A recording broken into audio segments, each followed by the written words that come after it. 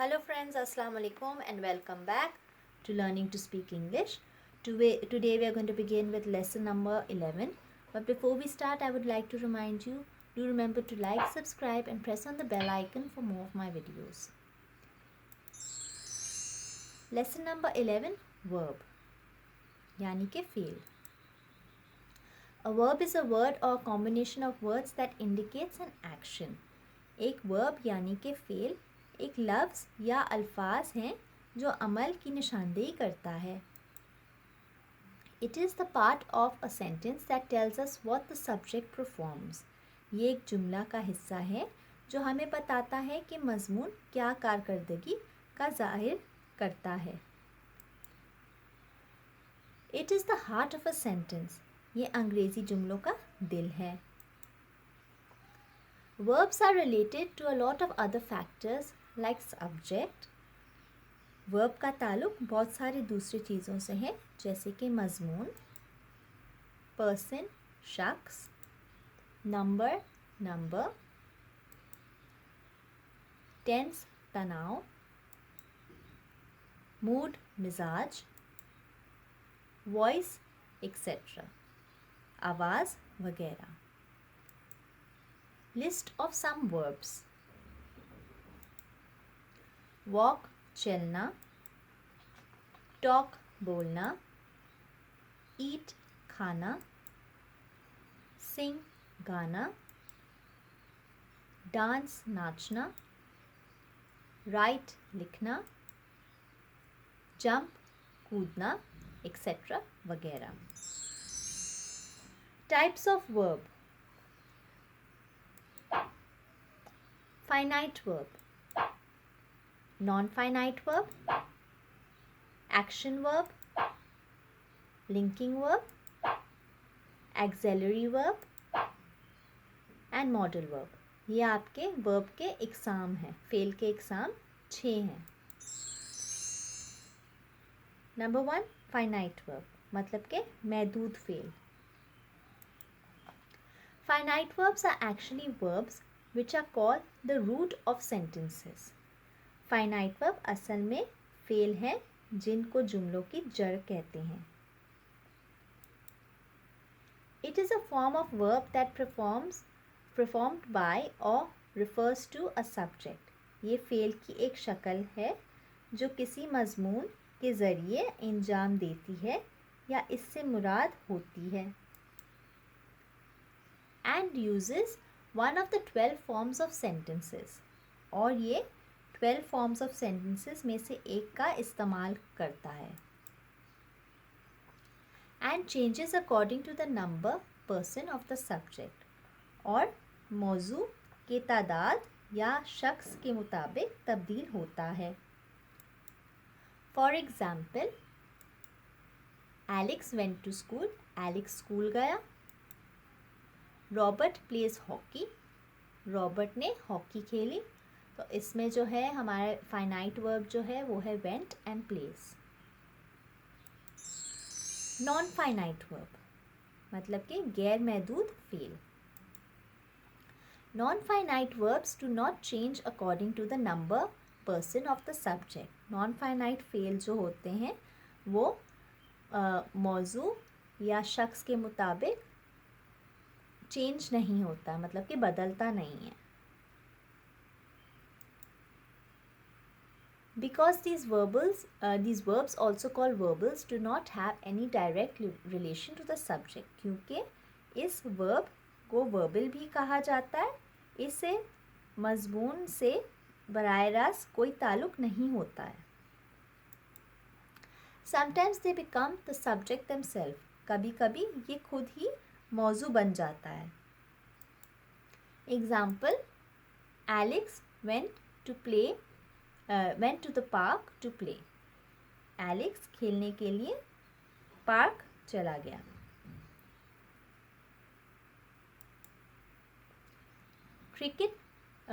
Playing cricket is his only job. Cricket खेलना उसका वाहिद काम है. I have a broken bat. मेरे पास एक टूटा हुआ बैट है. एक्शन वर्ब मतलब अमल के fail. Action verbs indicate what action the subject of a sentence performs. Action verb से ये जाहिर होता है कि जुमले का मौजू क्या अंजाम देता है. There are two kinds of action verbs.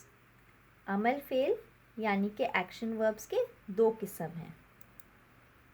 Transit verb and in transit verb. Transit verb. Transit verb मतलब कि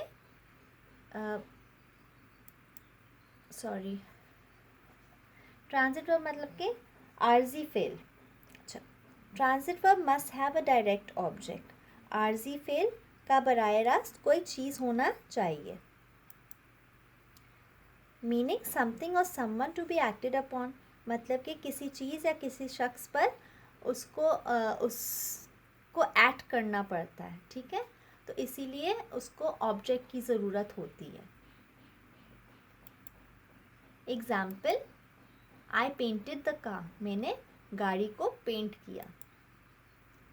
द वर्ब पेंट जो अल्फाज पेंट है फेल पेंट है, demands an object car to be painted. उसको किसी चीज़ की ज़रूरत होती है. इस जुमले में हमने वो ऑब्जेक्ट क्या दिया हुआ है, कार. तो उसकी ज़रूरत होती है, तभी ये सेंटेंस हमारा कंप्लीट होगा. टू बी पेंटेड, उस पर पेंट करने के लिए. She is reading the newspaper. वो अखबार पढ़ रही है. द वर्ब रीडिंग जो हमारे पास फेल रीडिंग है, आस्क द क्वेश्चन सवाल करता है. व्हाट इज़ शी रीडिंग, कि वो क्या पढ़ रही है. द आंसर इज, इसका जवाब है. द ऑब्जेक्ट मतलब कि जो हमारे पास ऑब्जेक्ट है, newspaper. The object newspaper. In transit verb गैर अमली fail. In transit verbs do not act upon anything. In transit verb किसी चीज़ पर अमल नहीं करता. ये ट्रांजिट वर्ब का बिल्कुल ऑपोजिट है. Meaning it does not need an object. मतलब कि इसे किसी चीज़ या किसी शख्स की ज़रूरत नहीं होती है. एनीवन और anything, they may be followed by an adjective. लेकिन इनके बाद एक एडजेक्टिव, एडवर्ब, प्रीपोजिशन और अनदर पार्ट ऑफ स्पीच या किसी भी पार्ट ऑफ स्पीच का हिस्सा होना चाहिए. ठीक है. Example, she smiled. वो मुस्कुराई. आई वेक अप एट 6 AM. मैं सुबह 6 बजे उठता हूँ. इसमें इसको किसी भी ऑब्जेक्ट की ज़रूरत नहीं थी कि वो उस पर एक्ट अपॉन करे. Directly she smiled and I wake up in the morning, ये सेंटेंस को कंप्लीट कर देता है.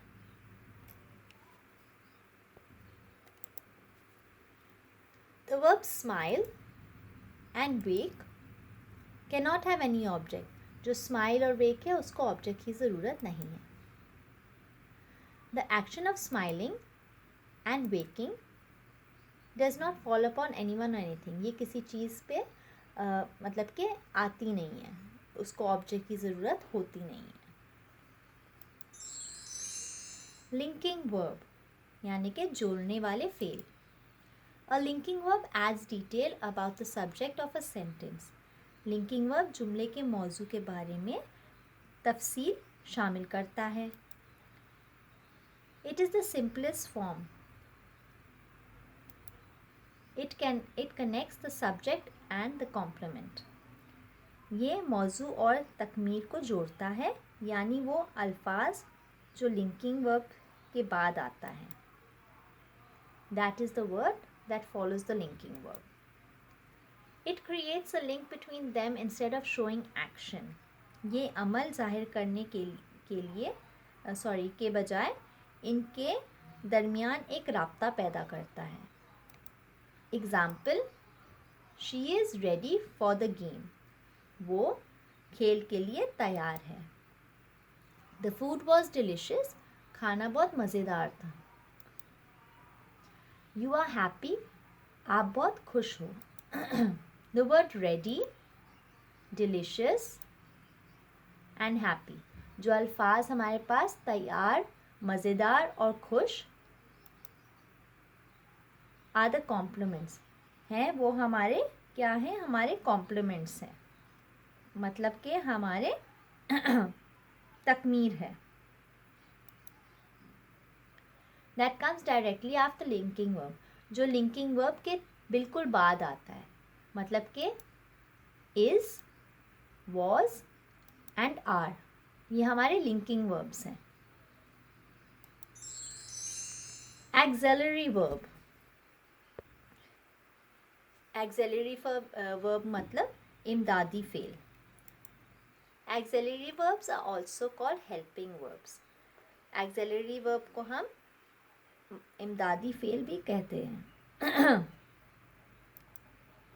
दे extend the main verb by helping to show the time and possibility, वो वक्त और इम्कान को इजहार करने में मदद करके इसको बढ़ा देती है। Linking verbs work as main verbs in the sentence but auxiliary verbs help main verbs. Linking verb अहम फेल की मदद करता है, लेकिन एक्सेलरी वर्ब जो है वो उसकी उस सेंटेंस में जो है हमारी टाइम और पॉसिबिलिटी जो है उसमें हमें मतलब मदद करती है जानने में कि ये कब हुआ, कैसे हुआ। Example, Alex is going to school. Do you drink tea, Alex school जा रहा है, क्या आप चाय पीते हैं। डोंट वेस्ट योर टाइम, अपना वक्त बर्बाद नहीं करो। गोइंग जाना, ड्रिंक पीना एंड वेस्ट सॉरी मतलब कि ज़ाया करना आर द मेन वर्ब्स, हमारे जो हैं मेन वर्ब हैं। बट इज़, लेकिन is, do and don't are the auxiliary verbs that help the main verb in the sentence, ये हमारे एक्सेलरी वर्ब हैं जो हमारी मदद करता है मेन वर्ब को समझने के लिए सेंटेंस में।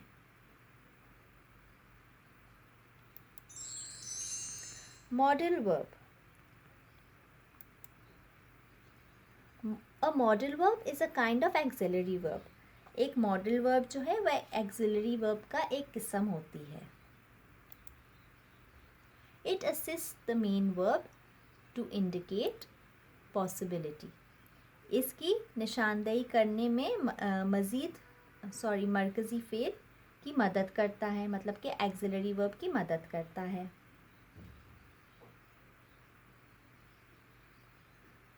जैसे पॉसिबिलिटी मतलब कि इम्कान, पोटेंशियलिटी सलाहियत, एबिलिटी काबिलियत, परमिशन इजाज़त,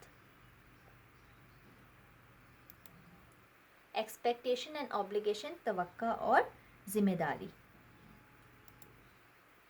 the modal verbs are, modal verbs कौन से होते हैं? Can, could, must, may, might, ought to, shall, should, will, would। ठीक है, ये हमारे मॉडल वर्ब्स हैं। एग्जाम्पल,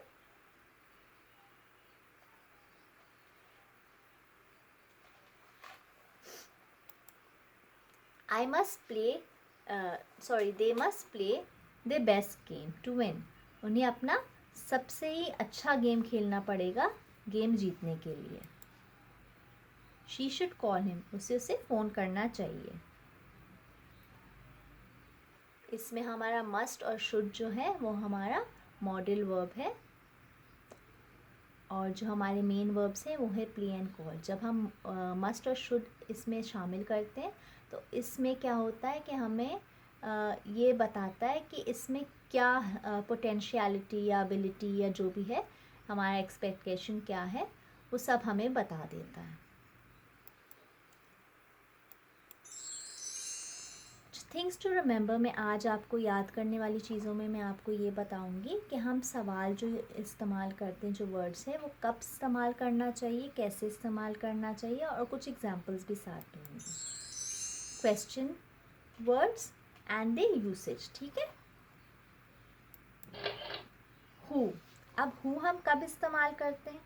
हु मतलब के कौन। यूज्ड फॉर अ पर्सन, कौन जो है हम किसी शख्स के लिए इस्तेमाल करते हैं। Example, who was at the party, कि कौन पार्टी पे था। And who is your best friend, आपका बेस्ट फ्रेंड कौन है। वेयर मतलब कि कहाँ। यूज फॉर पोजिशन और प्लेस, इस्तेमाल किस चीज़ के लिए की जाती है, जगह या मकाम के लिए। Example, where do you put the books, कि आप किताबें कहाँ रखते हैं। वेयर डू यू लिव, आप कहाँ रहते हैं। वाई, क्यों।